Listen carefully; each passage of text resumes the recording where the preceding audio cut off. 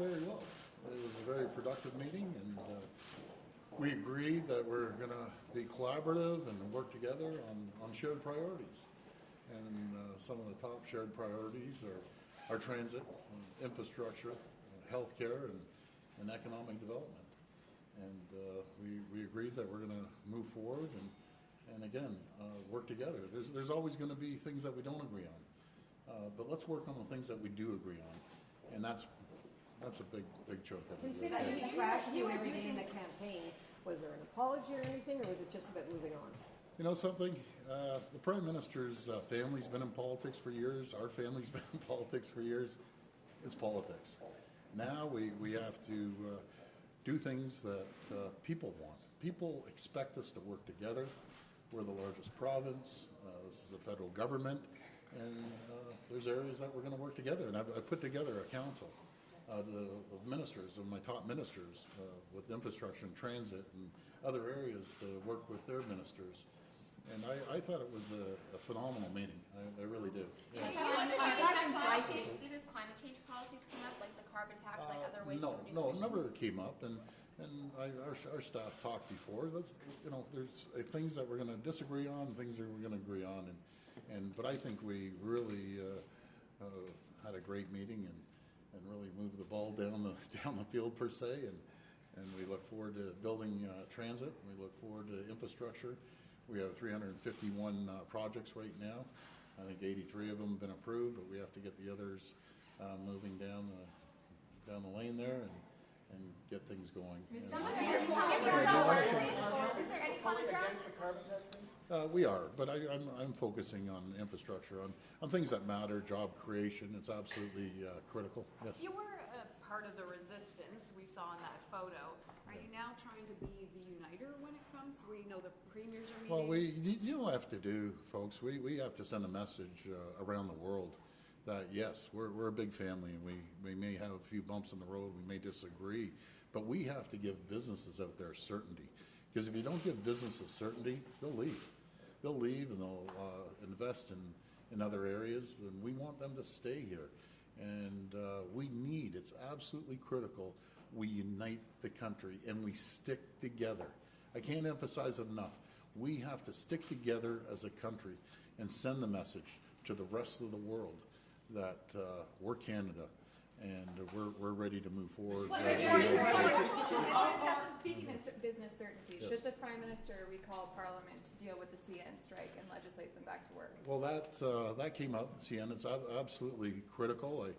I talked to an egg farmer that somehow got my number, like everyone else, and texted me last night, and it was Dan, actually. Dan texted me, and he's in a critical spot right now. So we have the propane. It's down in Sarnia right now, but there's 8 to 10 hour lineups with the trucks trying to get the propane up, and we're in a critical time right now, especially in the northern areas and the rural areas that rely on propane. And the Prime Minister mentioned he was up till midnight, and he has his ministers on it, and he's working hard to make sure they move forward. And calling back the legislature is one thing, but it doesn't.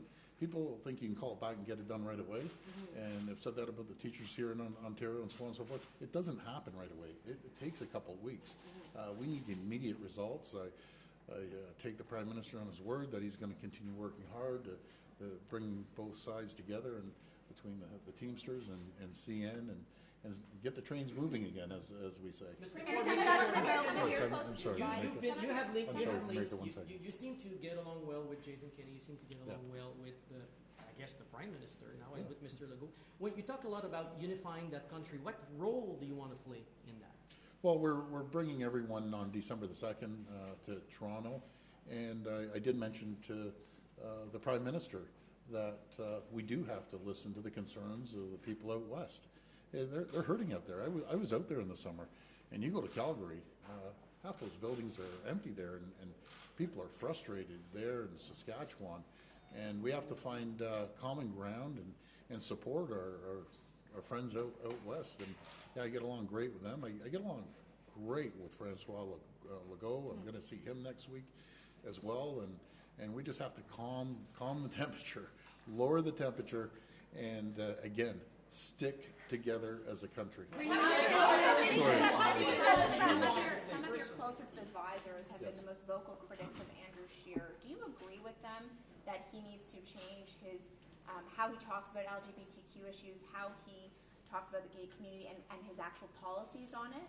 Well, that's going to be up to Andrew Scheer. As I've mentioned before, I'm not getting into the federal, election and issues that might have happened during the election or not happened.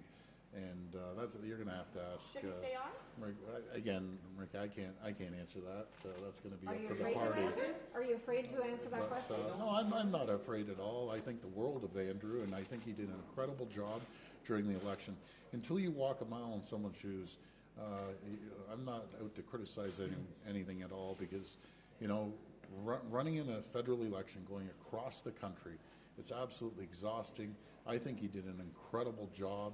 And Andrew Scheer is a good man. So you He's want a him to very stay? good man. You want him to stay? Do you think he should have made more use of kind of your support, coordination? And Oh, I'm not. Something. I'm not even worried about that election. As I said, I find it ironic at times that neither the Prime Minister or myself would even be elected if it wasn't for that cross voting. And I've never figured this out in Ontario, but they always like that balance for years, right? They like one party and then the opposite party and the federal government.